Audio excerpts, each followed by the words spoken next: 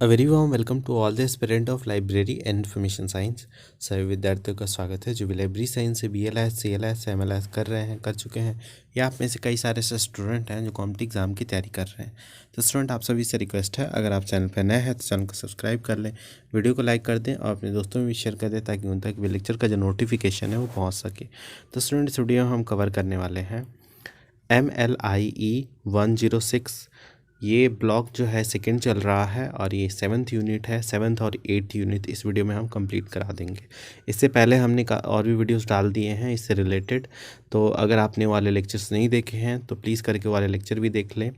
तो चलिए स्टार्ट करते हैं। यूनिट जो 7 है वो है फिजिकल एंड डॉक्यूमेंट्री रिसोर्स, जिसमें हम जो जो टॉपिक्स जो इम्पॉर्टेंट है फॉर योर एग्ज़ाम प्रोस्पेक्टिव और साइड बाय साइड आपको क्वेश्चन जो हमने कराया है वो आप साथ में देखते चले। आप बोलोगे तो एक डिस्कस मतलब क्वेश्चन भी करा देंगे, जिससे आपका जो डाउट है कि हाँ क्वेश्चन आ रहे आएंगे नहीं आएंगे, क्योंकि हमने आपको पूरे थेरीज ही करा रहे हैं, तो डेफिनेटली इन्हीं सारी चीज़ों में से आएंगे। तो देखिए, फिजिकल और डॉक्यूमेंट्री रिसोर्स। फिजिकल रिसोर्स मतलब एक लाइब्रेरी के लिए क्या फिजिकल रिसोर्स होता है, जैसे बिल्डिंग हो गया, उसके अलावा यहाँ पे लाइटिंग हो गया या अदर्स एमिनिटीज़ हो गया, फर्नीचर इक्विपमेंट, उसके स्टाफ मेंबर हो गए। डॉक्यूमेंट्री रिसोर्स में प्रिंट मटेरियल हो गया, ऑडियो विजुअल मटेरियल हो गया एंड स्पेशल कलेक्शन हो गया। तो इन सारी चीज़ों की यहाँ पे बात करने वाले हैं। ओवरऑल मोटे मोटे तौर पे मैं आपको बताने वाला हूँ, बिकॉज इन हेडिंग से ही काफ़ी कुछ चीज़ें जो है वो क्लियर हो जाती हैं अपने आप में। तो फिज़िकल जो रिसोर्स की बात करें, सबसे पहले बिल्डिंग आती है लाइब्रेरी की। तो building is heart of every library, because हर चीज़ वहीं पे एकोमोडेट करके और वहीं पे चीज़ों को किया जाता है, मतलब कलेक्ट करके। A well design building is a facility where the people जो है वो need to be fruitful works, जहाँ पे वो फ्रूटफुल वर्क करते हैं। Library building needs to be design and plan in a special way. जो कि आपने अगर लॉज ऑफ लाइब्रेरी साइंस पढ़ा होगा एंड टाइप्स ऑफ लाइब्रेरी पढ़ा होगा, हालांकि लॉज ऑफ लाइब्रेरी साइंस में ज़्यादा इस चीज़ को एक्सप्लेन किया गया है कि जो लाइब्रेरी बिल्डिंग है वो किस तरीके से होनी चाहिए। BLIS में अगर आपने पढ़ा होगा तो उसमें 222 में बहुत अच्छे से समझा रखा है। BLI 222। अगर आपने वो पेपर कोड अगर आपने नहीं पढ़ा है तो उसको एक बार ज़रूर पढ़ना, एग्ज़ाम के बाद में पढ़ लेना, but that was very important कि जो एक लाइब्रेरी बिल्डिंग है वो कैसी होनी चाहिए। उसकी जो बिल्डिंग होनी चाहिए वो सन फेसिंग मतलब होना चाहिए, विंडोज़ बड़े बड़े होने चाहिए बिल्डिंग के। जो उसके अंदर जो फर्नीचर होना चाहिए वो भी काफ़ी कंफर्टेबल, इतना कंफर्टेबल नहीं होना चाहिए, मतलब ठीक ठाक होना चाहिए कि जो एक यूज़र है वो अच्छे से वहाँ पे कंफर्टेबल होकर बैठ सके और अपना जो भी वर्क है वो कर सके। तो इस तरीके से यहाँ पे बोला गया है। तो आई होप बिल्डिंग्स, अगर यहाँ पे क्वेश्चन आएगा what are the physical resource of a library, तो आप उनमें बिल्डिंग्स लिख सकते हैं, फर्नीचर्स लिख सकते हैं, और जो स्टाफ मेंबर्स हो गए, कलेक्शन हो गया, अभी जो हम आगे डॉक्यूमेंट्रीज उसमें पढ़ेंगे। तो यहाँ पे वही है कि फंक्शंस और बिल्डिंग की बात करें, वही कि एक तरह से प्रोटेक्शन स्टोर हाउस की तरह काम करता है। सन शोइंग सनशाइन, वही बता रहा हूँ। Then again a building has to be provide protection to those using, जो चीज़ें होती हैं उन सबको प्रोटेक्शन प्रोवाइड करता है। A building has to be act as selective filter की तरह काम करता है। मतलब वाटर से बचाता है, बारिश जो हो गई, यहाँ पे नेचुरल कैलेमिटीज़ हो गया, यहाँ पे building has to be serve as a visual symbol की तरफ फोकस करता है कम्युनिटी पे। And finally the building has to be poem of bricks, mother mortar steel and glasses, मतलब सब चीज़ के बना हुआ होता है। Characteristic of a model building की बात करें तो it has subject to constant use and the perpetuous gaze की तरह काम कर रहा है। इट may be open through out the day and कभी कभी नाइट में भी होता है, लाइक द यहाँ पे और जो बिल्डिंग्स होती हैं, बिकॉज यहाँ पे यूज़र जो होते हैं वो कॉन्टीन्यूसली आते जाते रहते हैं। उसके बाद यहाँ पे और भी चीज़ें हैं, बट आप इनको पढ़ लेना, बिकॉज उसके बाद है planning of interior of a library में स्पेस अच्छे से मेंटेन होना चाहिए, बहुत मेसी नहीं होना चाहिए, यूज़र के लिए कंफर्टेबल मतलब स्पेस होना चाहिए, ये सब आपको वहाँ पे मेंशन कर देना है। रैक्स काफ़ी अच्छे बने होने चाहिए, इतना बड़ा मतलब इतना ज़्यादा हाइट पे रैक्स नहीं होना चाहिए ताकि यूज़र जो है उस शेल्फ से बुक ही ना निकाल पाए। अगर ऐसा बन रहा है तो फिर उसके लिए जो है स्टेयर मतलब होना चाहिए वहाँ पे, कि ताकि उस स्टेयर पे चढ़ के और जो यूज़र है वो ऊपर वाली जो बुक्स को मतलब ले सके। तो इस तरीके से लाइटिंग प्रॉपर होना चाहिए। फिर एंट्रेंस हॉल हो गया, वो थोड़ा बड़ा होना चाहिए, अट्रैक्टिव दिखना चाहिए।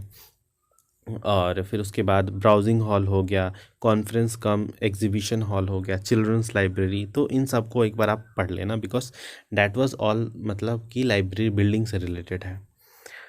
उसके अलावा अदर जो एमिनिटीज़ हो गया जो प्रोवाइड किया जाता है लाइब्रेरी में, लाइक यहाँ पे जैसे एक मतलब एक्सेशन सेक्शन है, एक रेफरेंस सेक्शन है। उसके अलावा यहाँ पे कैटलॉग्स प्रोवाइड किया जा रहा है लाइब्रेरी में, न्यूज़पेपर सर्विस क्लिपिंग प्रोवाइड किया जा रहा है, मैगज़ीन प्रोवाइड किया जा रहा है लेटेस्ट। तो ये सब इसके बहुत अच्छे अच्छे यहाँ पे पॉइंट्स आप ऐड कर सकते हैं। उसके बाद आता है लाइटिंग। हाँ, वही lighting. The lighting is very important item of consideration in library architecture. The source of light are day light में यहाँ पे सनलाइट होना चाहिए, और रात को अगर हो रहा है तो इलेक्ट्रिसिटी भी प्रॉपर होनी चाहिए। तो डे लाइट में आपका नेचुरल जो डे लाइट है that was best for the reader, because वो नेचुरल लाइट है एंड वो बहुत अच्छी होती है। फिर इलेक्ट्रिसिटी से अगर आप प्रोवाइड कर रहे हैं तो उसमें भी काफ़ी अच्छी मतलब क्वांटिटी में लाइट होनी चाहिए। ऐसा नहीं हो कि आप बहुत दूर दूर पे लाइट लगा रहे हैं और उसके वजह से क्या हो रहा है कि लाइब्रेरी की जो बिल्डिंग मतलब अंदर का जो इंटीरियर है और जो पढ़ने वाले जो यूज़र है उनको दिख ही नहीं रहा है। तो that was also very important.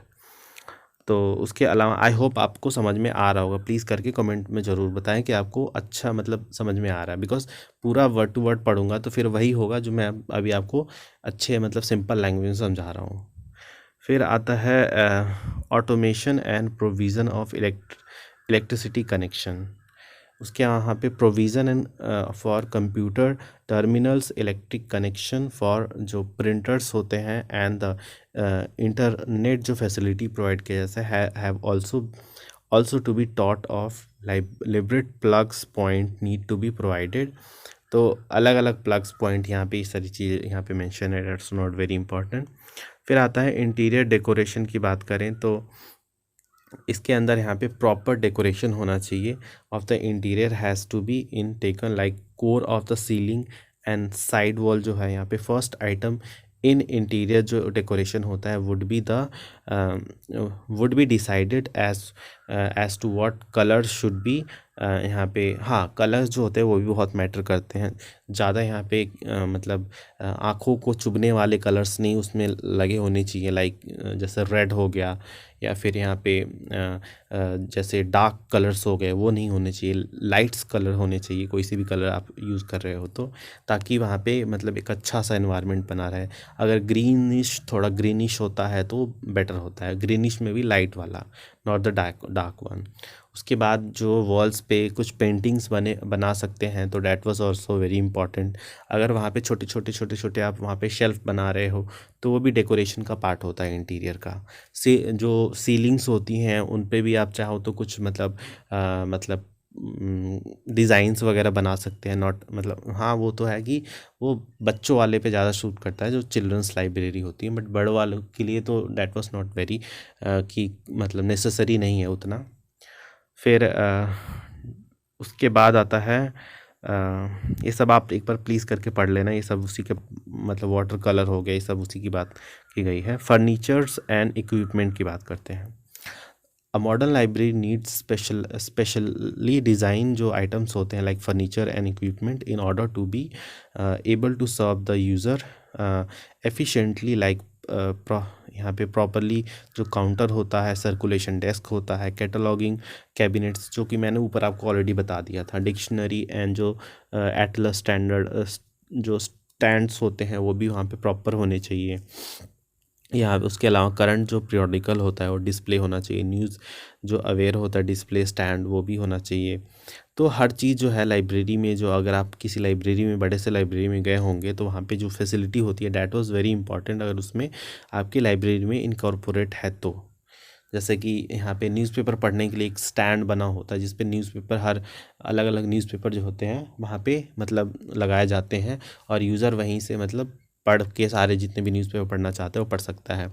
उसके अलावा मैगज़ीन के स्टैंड बने होते हैं जहाँ पे वो यूज़र जो है कन्वीनियंटली मैगज़ीन को लेके पढ़ सकता है, और रेफरेंस सेक्शन होता है और वेरियस सेक्शन होता है।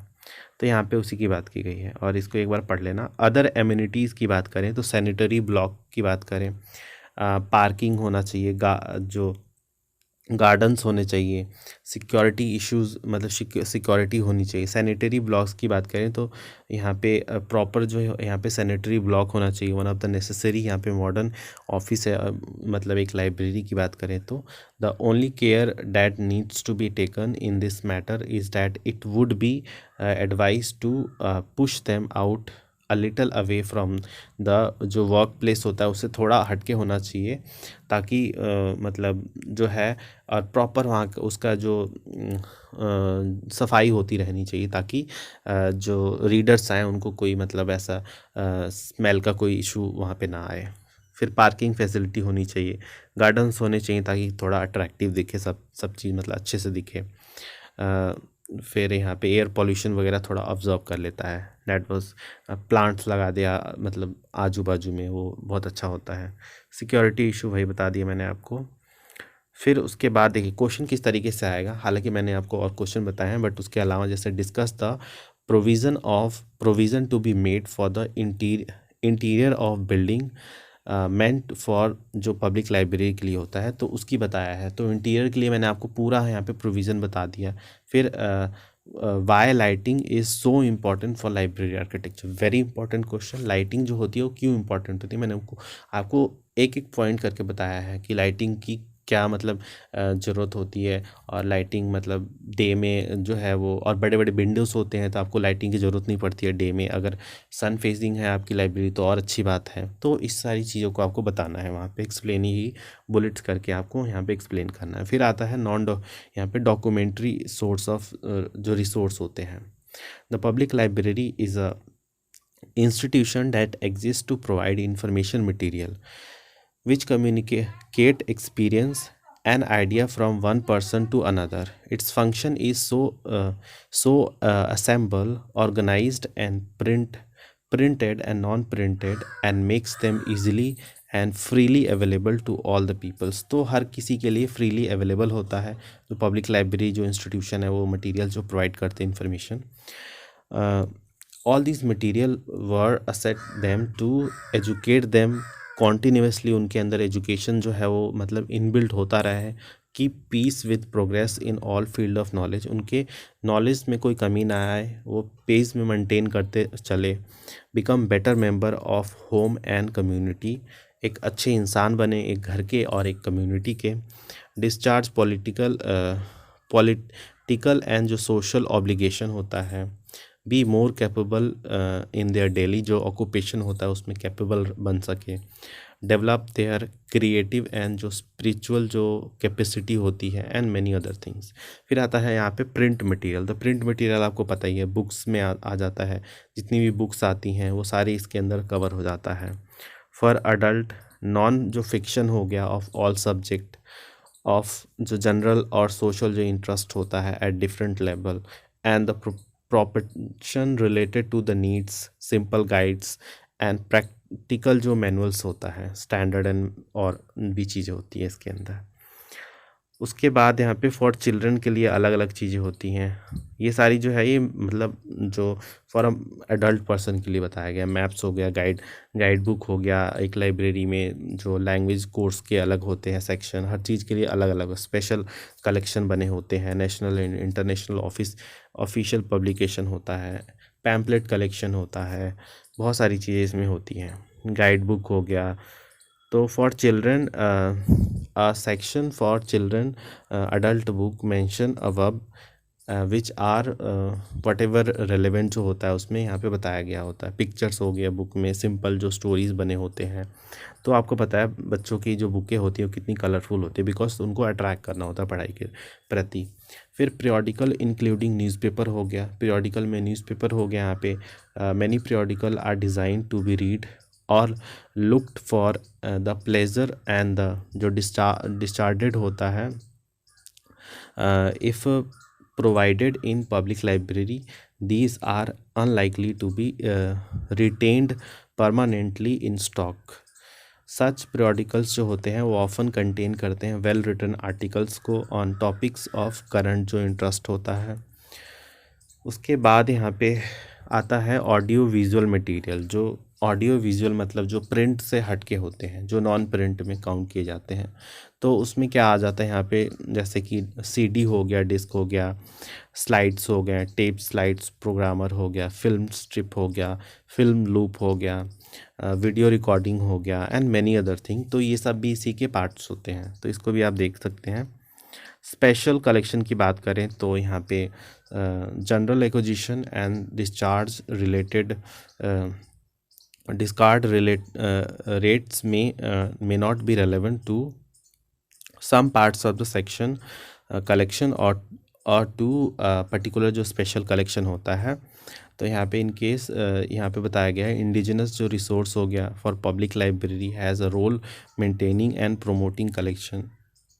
उसके अलावा रेफरेंस सेक्शन की बात करें, reference collection, order, feature and many other things में आ जाते हैं। तो ये देखिए क्वेश्चन किस तरीके से आएगा, explain the different type of documentary resource useful for the reader of a public library. तो वो डॉक्यूमेंट्री सोर्स के जो टाइप्स बताने हैं जो पब्लिक लाइब्रेरी में रीडर्स के लिए हेल्पफुल होता है। उसके बाद देखिए कुछ ये वाला जो हमारा यूनिट है यहाँ पे मतलब ख़त्म हो गया। अब जो कीवर्ड्स होता है, मैं आपको लास्ट वाले वीडियो में ही बताया था कि इनको एक बार आप ज़रूर देखा करें, बिकॉज इससे आपका जो शॉर्ट नोट्स वाले जो पोर्शन है वो आपका कवर हो जाएगा। तो चलिए फिर चलते हैं लास्ट वाले यूनिट्स पे और उसको भी आपको कवर करवा देते हैं। तो लास्ट वाला यूनिट्स है ह्यूमन रिसोर्स। तो अभी तक हमने नॉन ह्यूमन रिसोर्स की बात की थी, अब ह्यूमन रिसोर्स है।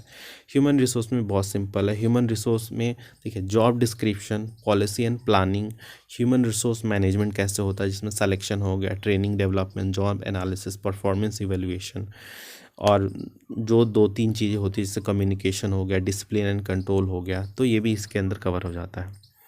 तो ह्यूमन रिसोर्स की बात करें, देखिए प्लान, पॉलिसी एंड प्लानिंग की बात करें तो ये तो कुछ खास है नहीं। सीधे चलते हैं जॉब डिस्क्रिप्शन पे। तो जॉब डिस्क्रिप्शन होता क्या है, जॉब डिस्क्रिप्शन की बात करें तो किसी भी जॉब का जो एलिमेंट्स होते हैं, जो डिस्क्राइबिंग एलिमेंट्स होते हैं लाइक उसको यहाँ पे जॉब डिस्क्रिप्शन में बोला जाता है कि फॉर अ पर्सन की उसको कौन कौन से एलिमेंट्स पे फोकस करने हैं, ये उसके जॉब है। ये मतलब बताया जाता है जब आप कभी सिलेक्शन लेते हैं तो उसमें बताया जाता है कि रोल्स एंड रिस्पॉन्सिबिलिटी, तो जॉब डिस्क्रिप्शन के थ्रू ही वो पता चलती है।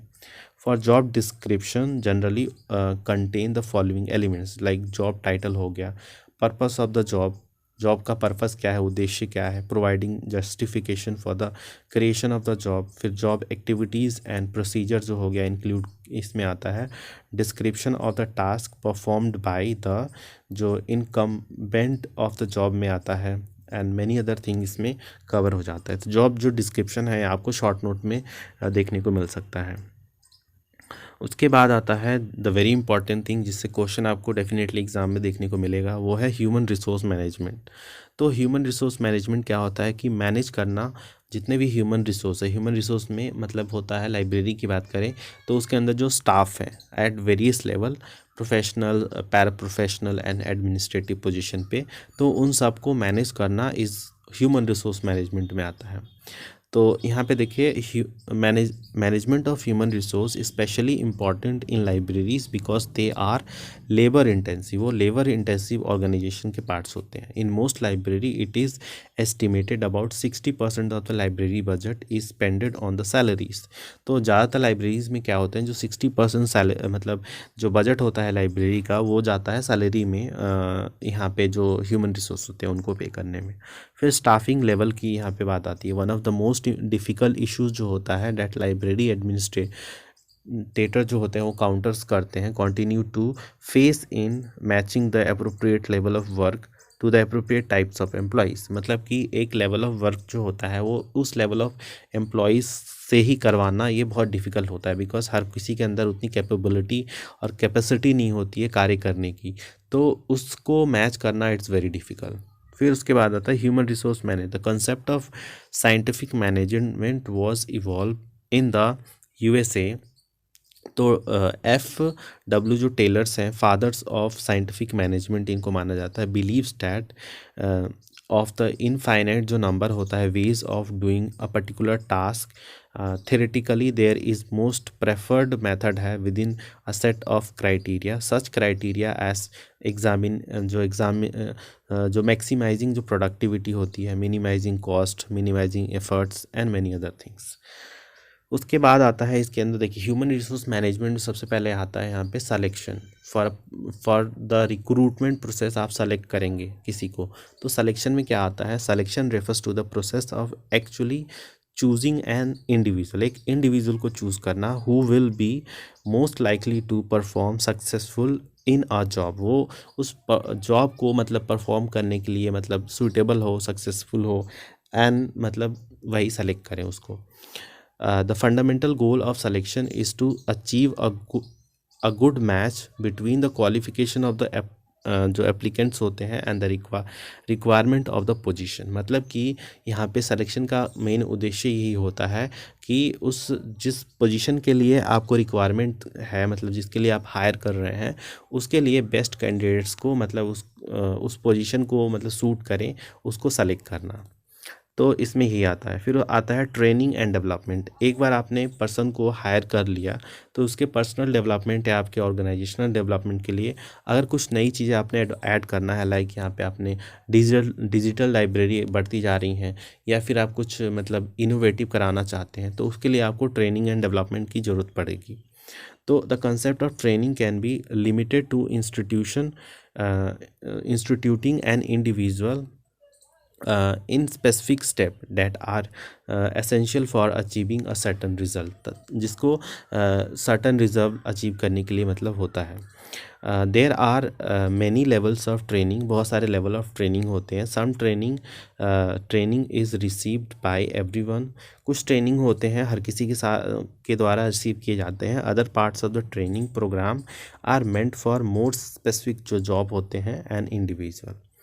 तो any training gives to an employees need to be जो केयरफुल प्लानिंग के लिए यहाँ पे किया जाता है। The basic principle of good training is simple task होना चाहिए, must be taught first, task must be broken down into जो सिंपल कंपोनेंट होते हैं, ओनली द करेक्ट जो रिजल्ट होता है, ओरिएंटेड प्रोसीजर जो होते हैं वो यहाँ पे उनको बताया जाए।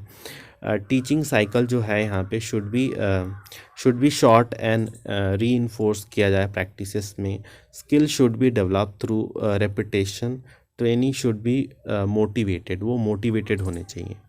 उसके बाद आता है the skill of the library staff. Library staff के अंदर भी कुछ स्किल होना चाहिए फॉर द लाइक यहाँ पे कम्युनिकेशन स्किल हो गया, उसके अलावा यहाँ पे उनके जो टेक्निकल स्किल हो गया। तो ये सारे स्किल जो है बहुत इंपॉर्टेंट होते हैं टू रन अ लाइब्रेरी। तो जैसे कि यहाँ पे the ability to communicate, ability to understand the needs of the user, ability to cooperate with individual and a group of community। तो ये सारे जो यहाँ पे मतलब एबिलिटी है ये बहुत इंपॉर्टेंट है, प्लीज़ करके सारे रीड कर लेना एक बार आप। उसके बाद आता है जॉब एनालिसिस। अभी मैंने ऊपर जॉब डिस्क्रिप्शन बताया था, अब जॉब एनालिसिस क्या होता है। The job analysis allow the organisation to gather information about what is actually being done by employees holding specific job. मतलब कि जॉब देखिए आपने एक पोस्ट क्रिएट कर दिया, लाइक एक मैनेजर है या फिर एक लाइब्रेरियन है या फिर एक लाइब्रेरी जो अटेंडेंस है, तो वो जॉब तो क्रिएट हो गया, बट एनालिसिस के द्वारा आप उसको मतलब बताओगे कि आपको क्या क्या करना है या फिर आप और क्या क्या उनसे करवा सकते हो, बेस्ट रिजल्ट आपको कर लेना है अपने ऑर्गेनाइजेशन के लिए। तो that was very important. A job should be stable over a period of time, वो स्टेबल होना चाहिए। In reality job are dynamic and often change considerably over the time, वो डायनेमिक होना चाहिए, कभी कभी डायनेमिक इन द सेंस कि वो अपने नेचर को चेंज होते रहना चाहिए, स्टेबल नहीं होना चाहिए, रिजिड नहीं होना चाहिए। परफॉर्मेंस इवेल्युएशन में क्या होता है, ये दोनों के लिए ही बेनिफिशियल होता है for the organisation and for the जो एम्प्लॉयज़ होते हैं, बिकॉज परफॉर्मेंस इवेल्युएशन के बेसिस पे ही उनको सेटिस्फेक्शन मिलती है कि जैसे कि आपने एम्प्लॉयज़ हैं जो लाइब्रेरी में, उनको अगर आपने प्रेज़ नहीं किया टाइम पे, उनको मतलब कुछ इंसेंटिव नहीं दिया या फिर उनको मतलब जैसे कि कुछ मतलब उनके वर्क के लिए उनको प्रेज़ नहीं किया, तो ये क्या होता है कि उनको मतलब मोनोटनी फील होता है, कोई कंपटीशन नहीं है, बस करे जा रहे हैं, कुछ मिल नहीं रहा, मतलब कुछ ऐसा एक्साइटिंग नहीं है, कुछ टास्क नहीं कराया जा रहा है। तो उससे क्या होता है कि उनके अंदर जो कार्य करने की जो क्षमता होती है वो धीरे धीरे कम होने लगती है।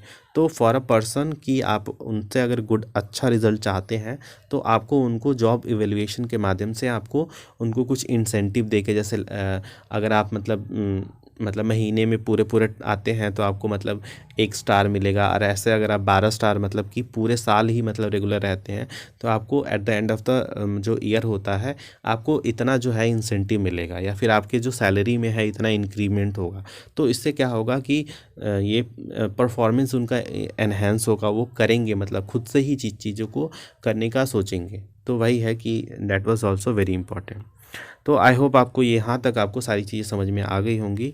तो क्वेश्चन किस तरीके से आएगा, what are the elements, different elements of job description, job description के कौन कौन से डिफरेंट एलिमेंट्स होते हैं, और discuss the important activities that human resource management जो होता है कंप्राइज करता है। वेरी इंपॉर्टेंट क्वेश्चन। और यहीं पे हम इस चीज़ को मतलब ये जो ब्लॉक सेकेंड है इसको हम समाप्त करते हैं। आई होप आपको जितने भी हमने यहाँ पे डिटेल्स बताए हैं वो आपको समझ में आया होगा। कोई भी दिक्कत हो इसके रिगार्डिंग प्लीज़ करके कमेंट बॉक्स में ज़रूर करें।